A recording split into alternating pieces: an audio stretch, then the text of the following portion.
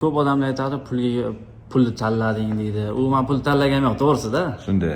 Endi biz bilamiz buni. Shunaqa, pulni tanlaganim yo'q, pul uchun men ketganim yo'q. Endi prosta karyeramga o'zgartirish kiritishga qaror qildim. Uydagilar bilan maslahatlashib ketish sababi mana shunda. O'zbekiston terma jamoasi himoyachisi Sherzod Nasrullayev nega Paxtakor bilan shartnoma imzolagani yuzasidan izoh berdi. 6 yildan beri Nasafda o'ynayman. Ko'pchilik pul uchun boshqa klubga o'tganimni aytmoqda. Rostini aytsam, bu ishni pul uchun qilmadim. Shunchaki karyeramda o'zgarish qilishni istadim. Qolaversa, mening ketishim Nasafda boshqa futbolchilarning o'sishiga ham yordam beradi. Chunki klubda yosh futbolchilar ko'p. Xudo xohlasa Nasafga qachondir yana qaytaman, deydi 27 yoshli futbolchi. Ma'lumot uchun Sherzod Nasrullayev Nasaf tarbiyalanuvchisi bo'lib, 2019-yildan beri klubning asosiy jamoasi safida harakat qilib keladi. Futbolchi hozirga qadar Ajdarlar safida 200 ta uchrashuvda ishtirok etib, 12 ta gol va 35 ta golli uzatma muallifiga aylangan. 2025-yilgi mavsum yakunida Qarshi klubini tark etib, Paxtakor bilan shartnoma imzoladi. Uning Sherlar bilan shartnomasi 2027-yilning oxiriga qadar amal qiladi. Transfermarkt portali himoyachining qiymatini 1,2 million yevroga baholagan.